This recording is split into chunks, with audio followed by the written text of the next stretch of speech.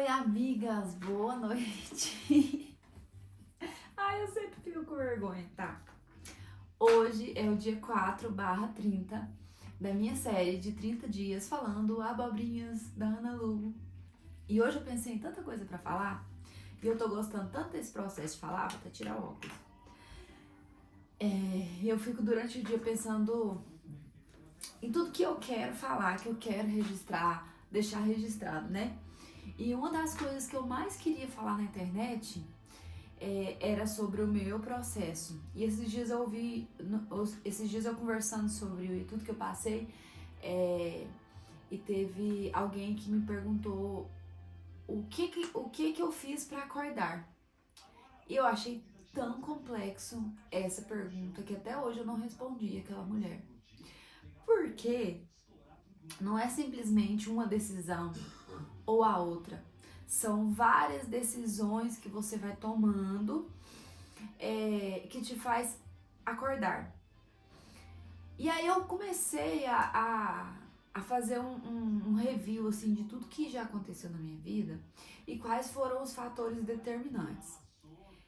Eu acredito que eu sempre tive uma mente aberta, mas tem aquela repressão que a gente tem. Olha, não fiz a unha, meu Deus. Tem uma repressão sobre pensar fora da caixinha, né? Que é normal e não tô culpando ninguém e nunca vou culpar, porque a gente nasce onde a gente deveria nascer, é o que eu acredito, né? Em todas as circunstâncias. Mas vamos lá, para não perder o foco, analisei muito sobre essa pergunta, o que eu fiz para acordar. E eu considero, na minha história, que o começo de tudo foi quando foi uma crise depressiva. Eu acho que talvez a pior da minha vida nesse aspecto, porque depois eu tive um outro episódio depressivo, mas foi num outro momento. Então, em 2012, quando tudo que eu acreditava sobre a vida desabou na minha cabeça e eu não sabia como reagir, como fazer, eu acho que foi nesse fator que eu tô pensando em outras coisas, foco aqui. Foi nesse episódio que eu busquei ajuda. É porque eu não quero entrar em detalhes até pro vídeo não ficar muito longo, né? Eu quero dar uma resumida, porque isso é muito complexo para falar em um vídeo assim de 6 minutos.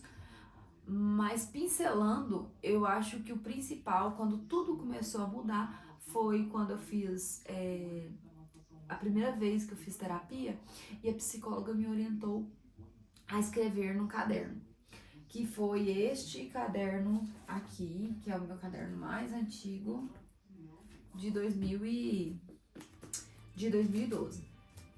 E aí, hoje eu estou no meu terceiro caderno. Eu queria fazer um vídeo longo sobre todos os meus cadernos, mas me deu vontade de falar nesse tema, então depois eu falo mais detalhado sobre isso. Mas o caderno, ele foi um processo. Eu comecei a escrever nele em momentos de tristeza, em momentos depressivos, em momentos de fuga, em momentos que eu tinha dificuldade de enfrentar o que estava acontecendo. Então, se você pega os meus primeiros cadernos, parece que tudo tá uma bosta, a vida tá uma bosta, e meu Deus, eu sou a pessoa que mais sofre nesse universo. Durante o processo, quando eu fui virando adulta, eu trabalhava, estudava, continuava com os meus devaneios, com os meus momentos depressivos, mas eu não tinha muito tempo para sofrer como eu tinha lá no início. Então eu passei apenas a pontuar fases da minha vida, como onde eu morava, quanto eu ganhava, o que a gente estava fazendo. Então eu fui fazendo um apontamento, né? E de uns anos pra cá, antes de 2025 eu já tinha começado já a escrever coisas boas, mas foi em 2025 quando eu me propus a transformar a minha vida, porque 2025 foi o ano de transformação na minha vida. Foi em 2025 que eu acredito assim na minha história que eu de fato acordei, mas eu já estava num processo de acordar.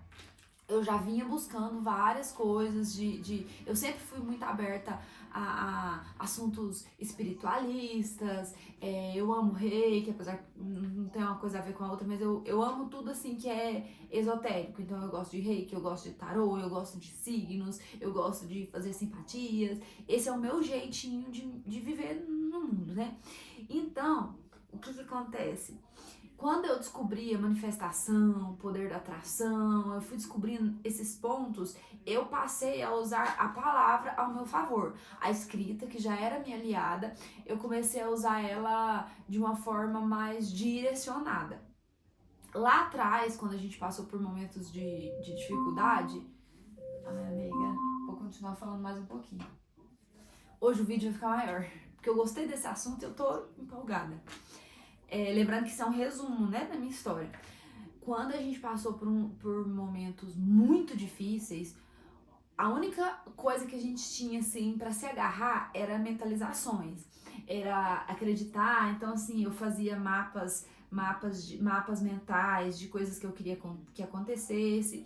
E quando a minha filha nasceu, que teve um episódio assim que a nossa vida mudou financeiramente e que eu comecei a enxergar que aquilo ali era resultado de todas as manifestações que eu tinha feito, me deu um boom que aquilo ali era real. Então, depois disso, eu passei a canalizar e centralizar. Só que nesse percurso, eu ainda tive uns episódios, porque eu tive uma gravidez que foi psicologicamente difícil, apesar de muito saudável, minha segunda gravidez.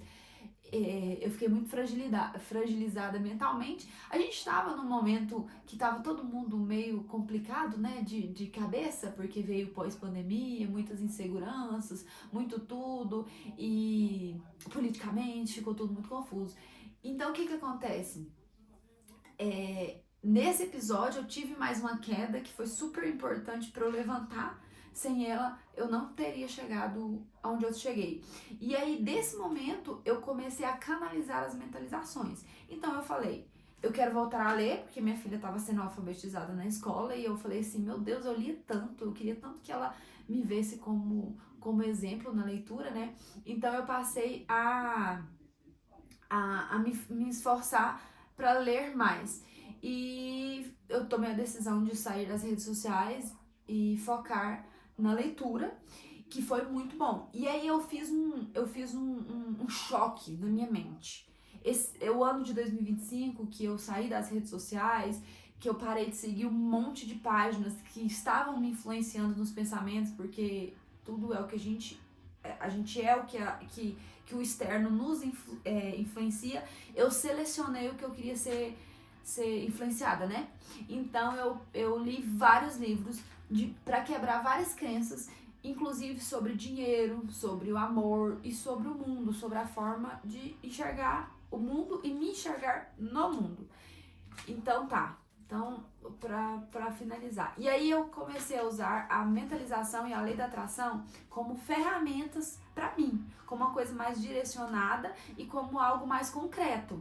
O que antes eu pedia assim, não sei se isso é verdade, se acontece, eu passei a ter muito mais fé e coloquei como objetivos. Então, assim, eu estabeleci os meus objetivos financeiramente, eu estabeleci os meus objetivos de vida e eu parei de sofrer. Aí tá ponto.